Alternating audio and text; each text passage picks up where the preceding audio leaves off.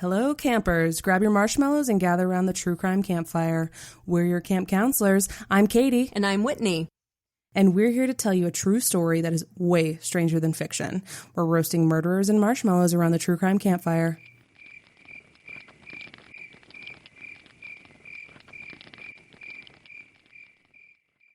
We talk a lot about masks on our show. Most people wear them sometimes. We have our professional mask, our make a good first impression mask, our fake it till you make it one when we don't want anybody to know how anxious we are. But for most of us, the masks aren't that different from our real personalities, just a little more polished maybe. Most of us don't absolutely need the masks to survive, to avoid the horror and revulsion of our peers, to avoid prison. We hear it all the time on news reports about horror movie-style atrocities. He seemed like such a nice guy. He seemed so normal. He never even raised his voice. It's unsettling to realize how convincing a mask can be, even when what lies behind it is nothing short of monstrous. This is Fox Hollow, serial killer Herb Baumeister.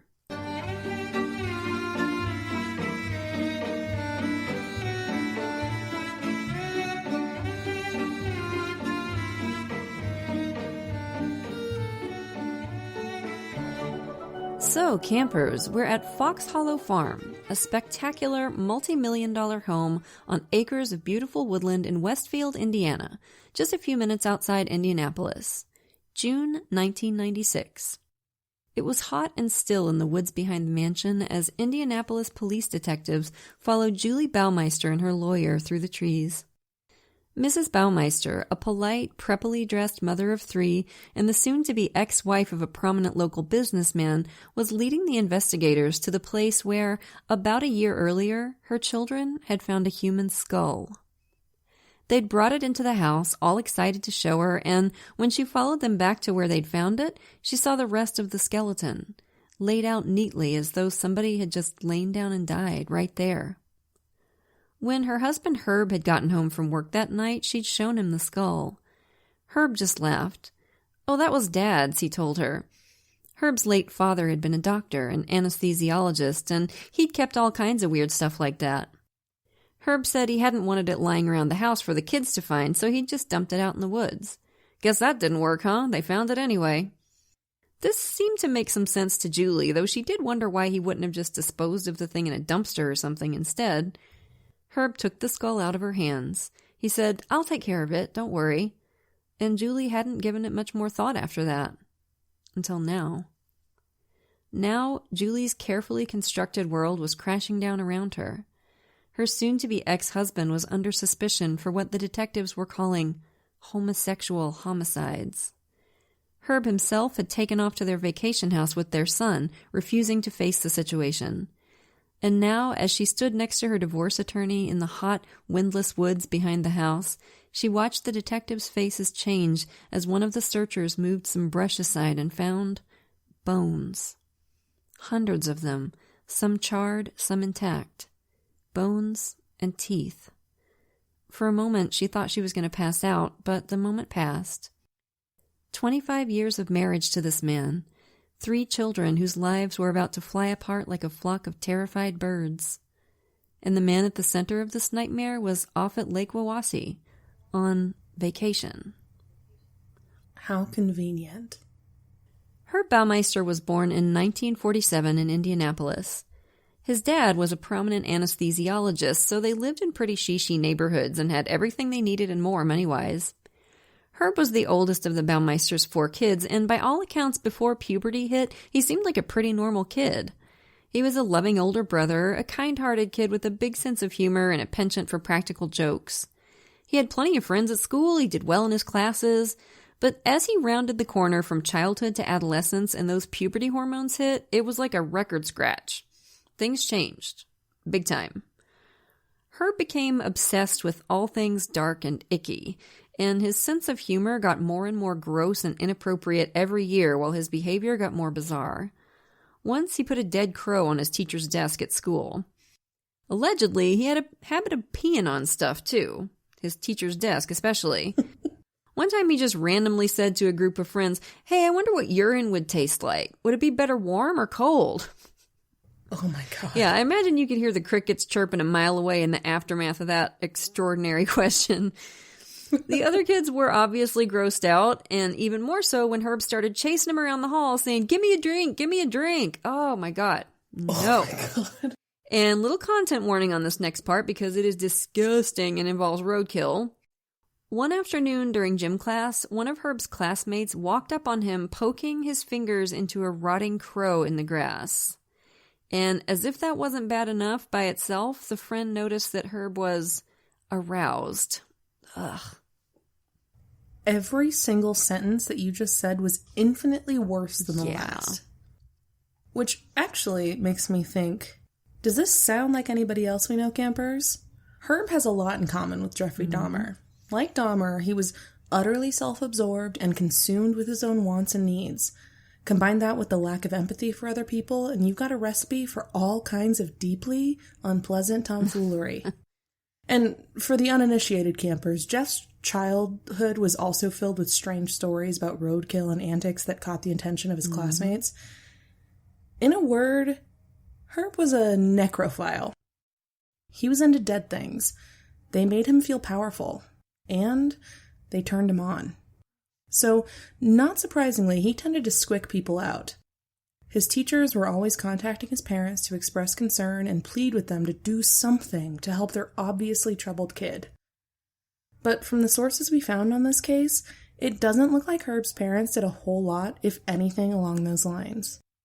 According to Ryan Green in his book, You Think You Know Me, Herb's doctor dad used his medical connections to create a, quote, circular paper trail of referrals to keep Herb out of the system and hoped that the boy would just deal with his issues. Yeah, that's going to work out great. That's pretty shocking to our ears today, especially given the fact that his dad was a doctor. But back then, the treatments for mental illness were not great. That's true. Electroshock therapy, drug therapy, that often made things worse, not better. So it might be a little more understandable then than it would be today to kind of ignore it and hope it goes away. I mean, if your kid is in a crisis like this, especially these days, it's best to not think of it like something to be ashamed of, but that each of their actions is a separate cry for help. Definitely. Herb made his way through high school pretty much alone, freaking people out with this weird, sometimes scary behavior. He was desperate to ingratiate himself with the cool kids, the jocks and the cheerleaders and whatnot, but nothing doing. I mean, in fairness to the popular kids, you start dumping roadkill on people's desks and whizzing all over your homeroom, that's gonna tend to make people look askance. Plus, he showed no interest in girls or dating. Whether Herb acknowledged it at this time or not, he was starting to realize he was gay. And for a conservative kid in the early 60s, that was pretty terrifying. So it seems like he may have leaned into the spooky kid thing, partly because he was genuinely fascinated by death, but also because even the most morbid stuff in the world wasn't as scary as coming out would be. Sad. It is. In 1965, Herb started college at Indiana University, but he dropped out after his first semester. College wasn't going any better than high school for him, at least where his social life was concerned. His dad pulled some strings to get him an entry-level job at a newspaper, and the thing about Herb was, when he wasn't focused on trying to get people to like him with his bizarre or terrifying jokes, he actually did really well at work. He was relentlessly ambitious, determined to either make his dad proud of him or rub success in his face. I'm not sure which. I think that's probably a little column A, little column B. I agree. The higher-ups at the paper soon noticed that even though he wasn't in management or anything like that, if one of his coworkers made a mistake, Herb would land on him like a pro wrestler. He'd yell, he'd scream, he'd take the poor bastard to the woodshed in no And uncertain these were like terms. complete, like his equals, like not underlings. Like he was an entry-level employee. The nerve, right? Like who the hell do you think you are? Imagine your least favorite coworker of all time, like for any job, coming up to you and like yelling at you for fucking up. No, thank you. And because Herb never made any mistakes himself, there wasn't much anybody could do to retaliate. The little bastard was like a machine. He was so meticulous at his work, so the powers that be started thinking of him as management material. Which should tell you something about the management style at this place in the 60s. No joke, right? God. But with this job, he was succeeding at something for the first time in years. And he liked it. His boss, who apparently abided by the philosophy of, rule by fear, took an interest in him. This guy had a bit of a warped sense of humor himself, so when Herb would, joke around about a local man killing and dismembering his wife, Boss Man would say, "Oh, that's just Herb." "Oh, that's just Herb" built a protective shield around Baumeister for a while, as his boss evaluated his potential to move up at the paper. But then, as always seemed to happen, Herb overplayed his hand, showed a little too much of his real personality. I'm just gonna put this out there. If you have to dismiss someone's bad behavior as, "Oh, that's just how they are," I have some news for you. At best, they're an insufferable asshole, and you should block their number. At worst, they're a necrophiliac serial killer with a double-digit body count. I think it's probably always the second one, 100% of the time. His boss invited him one time to join him and a group of higher-ups at the paper for a basketball game, and Herb offered to give everybody a ride. And he showed up in a hearse. Now, granted, I'm sure some of y'all little weirdos are thinking, "Awesome, I'd love to go to a game in a hearse." And I hear you, but remember, this was the 1960s, and this wasn't the freewheeling, acid-dropping 60s. This was early 60s, business boy world. And this time, even Herb's boss was embarrassed. So that was the nail in the coffin for Herb's career at the paper. Okay. I can't believe I'm about to defend Herb Baumeister, but this is the least weird thing that Herb has done. I agree, it is, really. That's the tipping point for this guy? Oh, I can excuse all the uncomfortable jokes, but he shows up in a vehicle that can't go to over 60 and has no air conditioning. Reputation ruined. It is a weird thing to get bent out of shape about. But it was a huge deal. Yeah. And after that, he got progressively grumpier about his colleagues not treating him with the respect he felt he deserved, and he started acting like an even bigger asshole than before. And then he quit, which was Herb's go-to solution anytime the going got tough. His father, of course, was furious and embarrassed, because he'd pulled the strings to get Herb that job. And this fuck-up made Herb a little easier to push around for the time being, and his dad took advantage of that by pressuring him to go back to IU. Herb agreed, but only to take one class, a human anatomy course, of course, right? He was secretly hoping he'd get to dissect a cadaver. Ew. And probably do other stuff to it, too, God knows. Once back at IU, Herb started toning down his outrageous behavior. He dressed in business suits for class, adopted a serious demeanor, buckled down to his studies, and this, of course, pleased his dad. And Herb started doing well in the class, even when he found out he wouldn't be able to dissect anything, which must have been a bitter disappointment for a guy who loved nothing better than getting wrist deep in something dead. Succeeding in anatomy class gave Herb a confidence boost, and for the first time in his life, he started going out to gay bars and drag shows. In secret, of course.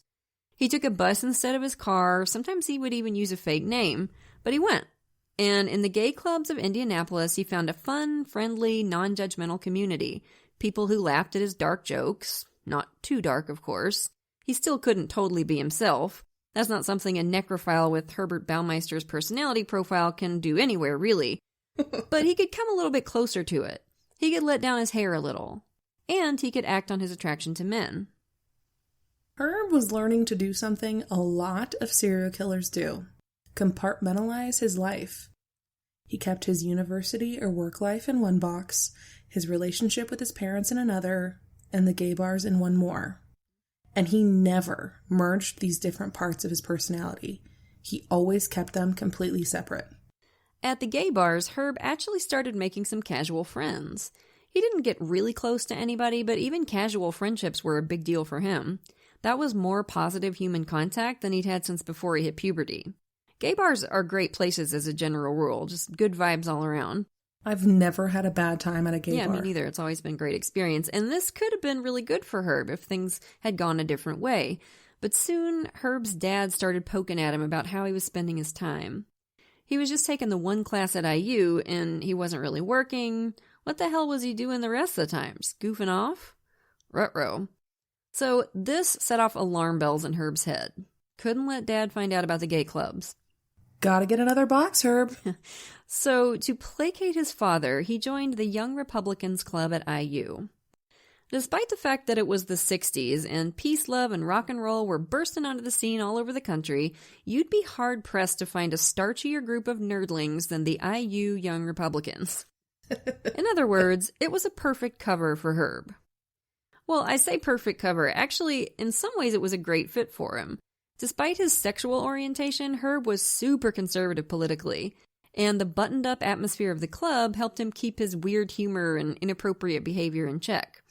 When he was hanging out with the Young Republicans, Herb was on his best, most normal behavior. And it was there that he met a young woman named Juliana Sater. Juliana was going to IU part-time and teaching journalism at a local high school.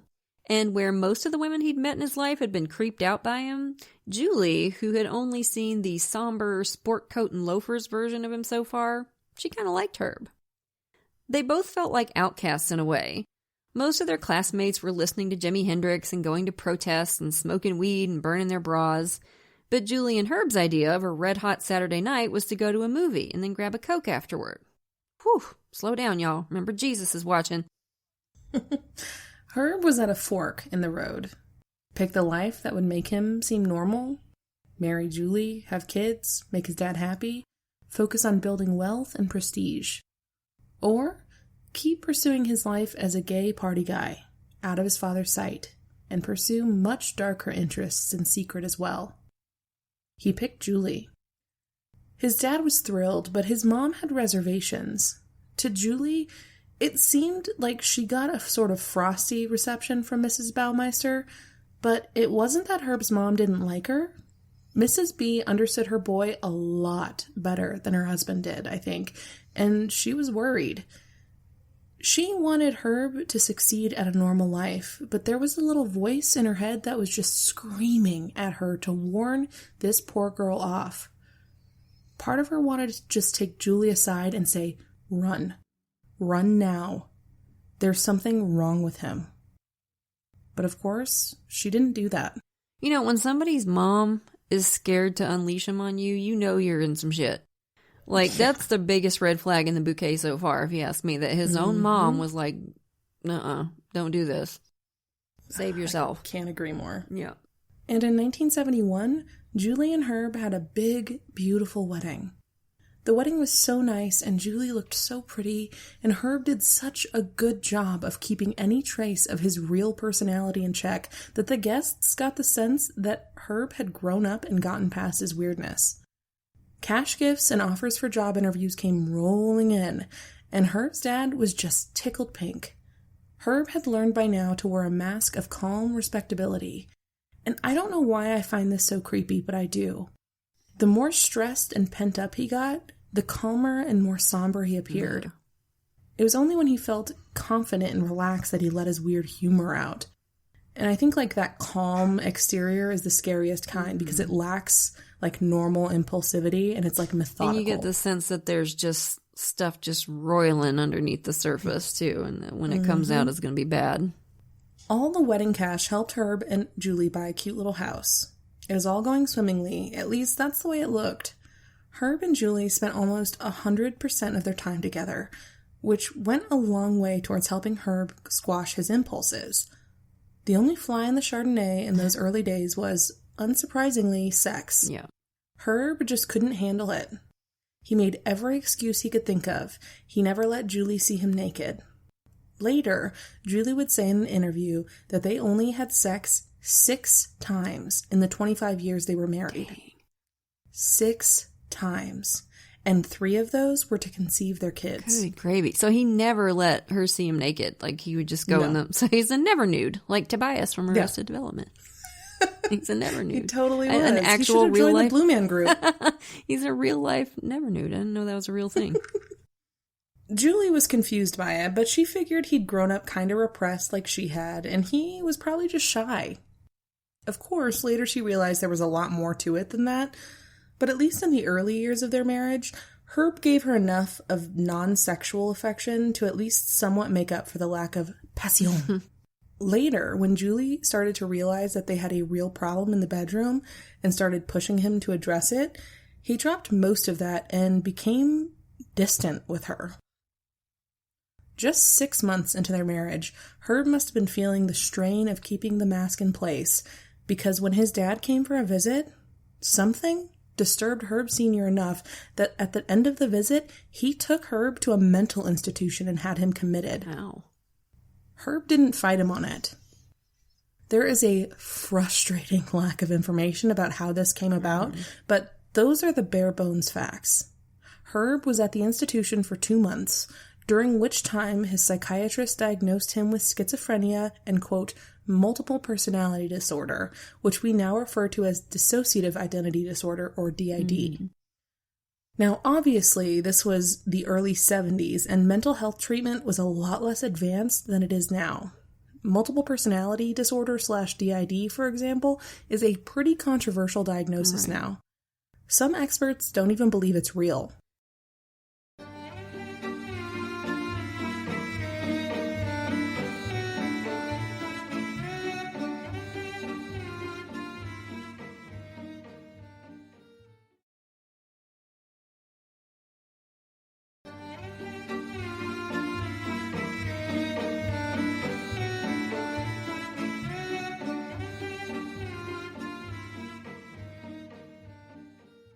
And it seems almost certain that both of Herb Baumeister's diagnoses were completely inaccurate.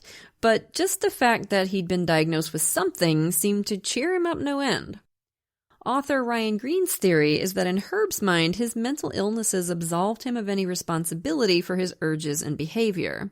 It wasn't really him who wanted to have sex with dead people, it was the other Herb. It wasn't really him who was attracted to men, it was the other Herb. Herb may have taken this to mean he had carte blanche to do whatever the hell he wanted, and it wouldn't be his fault. Which just, no. I mean, first of all, mental illness isn't your fault, but it is your responsibility, and it does not give you a get-out-of-jail-free card, or a get-out-of-accountability-free card.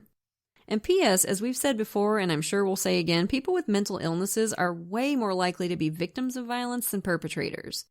And I think that's important to say because there's such a stigma around mental illness that people who suffer from it are dangerous or scary, and that is some bullshit that needs to be squashed because it's just not supported by evidence at all. Yeah, and I totally understand that initial relief upon getting a diagnosis. Oh, sure. I've been there, but I also realized immediately that it was just the beginning of a long road of hard work. You can't just wave your diagnoses like a shield. Yeah, and I don't actually think Herb even got any treatment. Mm-mm. Like, if he did, I didn't see it mentioned in any of our sources. But for Herb, the idea that he might have multiple personalities was just peachy keen. And when he came home from the hospital, he was in the best mood anybody'd seen him in for years. He told Julie he wanted to start taking some me time. Go for long nature walks, for example, go see old friends. Julie was just so glad to have him home and happy that she didn't ask any questions. I'm sure it will surprise no one to hear that whenever Julie thought he was on his little nighttime hikes or whatever, he was really out picking up male sex workers. Coincidentally, I'm sure, around this time, police started getting scattered reports of a man who'd gotten too rough, like scary rough, with these sex workers. Like rough to the point where they felt like they'd barely escaped with their lives. But there wasn't much info to go on to identify the guy. Nobody had a name or a license plate number or anything, and to be frank, the police just didn't seem that interested in trying to figure out who was hurting gay or bisexual sex workers. And, you know, we talk about this a lot, but they're usually not interested in any sex workers at all, but especially those in the sadly, yeah, LGBT community, which is another callback to Dahmer, who targeted primarily gay men of color. That's right. So horrible and disgusting as it is, this is still a pretty common attitude today. I mean, imagine how prevalent it was in the 70s. Meanwhile, he and Julie managed to conceive 3 kids. A girl in 1979, then a boy a couple years later, and then another girl. Herb was apparently quite the doting dad, just like fellow serial killer BTK. I wonder if spending lots of time with his kids was another way for him to suppress his creepy impulses. Anyway, he showed the kids all the affection he'd shown to Julie earlier in the relationship, before their non-existent sex life turned the tide on that. As he had several times before, his dad got him a new job, this time at the Bureau of Motor Vehicles. And soon, Herb was right back on his bullshit of loudly dressing down coworkers for minor mistakes, while being freakishly efficient himself, so nobody could say, like, well, you're not perfect either. Because when it came to his work, he was. The infuriating little turd. And just as they had at the newspaper years earlier, his supervisors at the BMV started eyeing Herb for a promotion. His coworker should have just shifted to ad hominem attacks. Like, you look like the villain's henchman in a movie in which the highest stakes are the results of a skiing contest. There were like a lot of movies like that in the 80s, it seems like. It's like always like a ski tournament or something. A dance-off. But Herb was, as always, his own worst enemy. Once he started feeling comfortable at the BMV, his personality oozed out. And he and the button-down folks at the 1970s BMV were pretty much oil and water. They didn't appreciate his jokes about corpses, his fascinating repartee about roadkill, etc. And one Christmas, he gave everybody a Christmas card with a picture of himself on it, posing with a drag queen. Now today, we'd probably just be like, nice, I love her dress. But in an early 70s workplace, this was social death. Rumors started to circulate that Herb might be, gasp, homosexual. And this delayed his promotion for almost 10 years, which is horrible, obviously. I mean, Herb is a shit stain of epic proportions, but that has nothing to do with his being gay. It just has to do with him being a creep. Anywho, he did finally get the promotion, and he immediately started clashing with his new boss. See, Herb couldn't stand deferring to anybody else's authority. He was far too arrogant for that. So he just talked to his boss like he talked to entry-level employees, which is not a great idea if you want your job to go smoothly. And eventually, Herb cracked and started pissing on the dude's desk when he was out of his office. Just peeing on his desk, just like he'd peed on his teacher's desks as a kid. Because apparently he had a mental age of 4 and the coping skills of a not very bright raccoon. And everybody knew it was him. Like, who could this be? Probably the guy who openly hates the boss and likes to talk about poop and corpses, right? But they couldn't prove it. And Herb was so damn good at his job that without absolute proof that he was the mad pisser, they had no grounds to fire him. And I gotta say, can we just pause for a second here, by the way? Because I'm pretty sure I've never been that good at anything. Like, anything. Like, good enough that people would just look the other way while I'm dropping trow in their office and taking a squat on their desk. Just, damn, you know? He must have been a whiz kid. See what I did there? That was a good one. Okay, so this went on for a while with this poor boss forced to repeatedly clean pee off his phone and his stapler. Until finally, Herb went a step too far. A piss too far? Because that wasn't already too far. One afternoon, irked about some clash or other he'd had with his boss, he went in and wazzed all over an important letter to the governor. Oh, no. And that was it. That tore it. Yeah. His boss told him he could either resign or the whole town was going to find out about his little pee-pee parade. I imagine Herb knew exactly how that would sit with Herbert Sr., and because one of the organizing principles of his life was how much he wanted to become successful and wealthy so he could shove it in his dad's face, he resigned. Yeah, to everyone's relief, I'm sure. I wonder how long it took him to get the smell out. God. I know, I'm sorry. Don't shoot the messenger, but I just know it's really hard with cat pee is all. And human pee is probably much worse. I don't think human pee is worse. But the quantity, though, Katie. That's true. Quantity. To be fair, the first time somebody peed on my desk, I would get a new desk. Period. Well, yeah, that's true. Yeah. After he left the BMV, Herb took on an array of little sales jobs here and there while Julie went back to teaching part-time to pick up the slack. The sales gigs required Herb to travel a lot, which he seemed to like. Around this time, the bodies of young men started turning up, strangled and dumped alongside the road along Interstate 70. Some of the men were later identified as sex workers, others as hitchhikers or runaways. Because the murders covered so much ground, Indiana and Ohio, meaning multiple jurisdictions, and because, infuriatingly, the police weren't that invested in chasing down the killer or killers of young men they viewed as drifters, nothing much got done about these killings. To paint how angry that just made me, my watch just informed me that I should take a minute to do a breathing exercise. My pulse just spiked. Yeah, it's really, really awful. In fact, it would be years before they were even recognized as a series likely committed by one man. However, a few clues did turn up here and there, as individual jurisdictions investigated individual cases. In one instance, a young man had been seen getting into a car with a white, brown-haired, slightly built man. The police sketch was a dead ringer for Herb Baumeister, but nobody would realize that until much, much later. After a few years on the road as a traveling salesman, Herb's dad, yet again, pulled some strings to get him a job at a thrift store. He hated the job. As usual, nobody's work was up to his exacting standards, including the management, who shot down all his brilliant ideas. Aww. He bitched to Julie about how much money a store like that could make if it was run right. And then, a couple years into this shitty job at the thrift store, his dad, Herbert Sr., passed away. As author Ryan Green points out in his book about the case, and as many experts have pointed out before him, killers often have what we call a precipitating stressor in their lives that kicks off their criminal behavior. This could be anything stressful: a divorce, losing a job, an illness, a death. The idea is that a stressful enough experience or change can wear down the person's defenses so much that they can't keep their darker urges under control. For Herb Baumeister, this precipitating stressor may have been the death of his dad.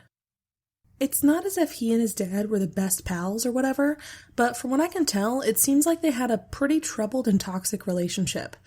But Herb Sr. had a tight psychological grip on his son. There's no doubt about that. Yeah, Herb had always been obsessed with the idea of making it big and proving Dad wrong. He wasn't just a weirdo and a fuck-up who needed his dad's help to stay afloat. He was a success on his own. Now that Dad was dead, Herb was out of opportunities to make that happen.